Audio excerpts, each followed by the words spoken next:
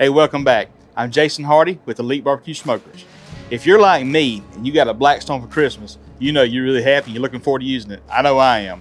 But before you do that, you gotta season it up. So what I'm gonna show you is a process I go through to season up this Blackstone. So when I use it, I know it'll be perfect every time. So come on, show what we're gonna do. First things first is I got a soapy rag right here. This cast iron, when it comes, I wanna go ahead and wipe it down with a good soapy rag. Before I put any heat on it, I'm gonna wipe it down good. I'm gonna put it on about a medium heat while I'm doing this. I want it to start getting warm, but I don't want to get hot yet. While I'm doing that, I'm gonna start putting my Crisco on there. And I know Crisco's not what they sell, but been using this for cast iron pots for years, so that's what we're using for this one too. Make sure you do the sides, everything. You want to keep going all the way around it. Crisco is a vegetable.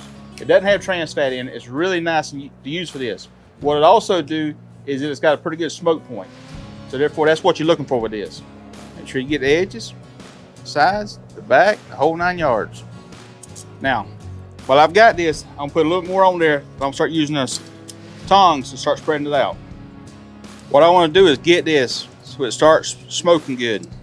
I'll probably do this a couple times. I wanna get it so it starts gets really hot and smoking. So I'm gonna crank it up to high now. See it start smoking a little bit? That's what we want. We also got smoke going here from the smoker where we're cooking at, so start seeing a little bit of discoloration in it. That's what we're looking for. All right, I'm gonna let this cool down. I'll probably do this about another 2 or 3 more times. But that's how you season a Blackstone with Crisco. It's the way I do it. It's the way I've been doing cast iron forever. So appreciate y'all watching. Stick around. Got more recipes of this thing coming. See you next time.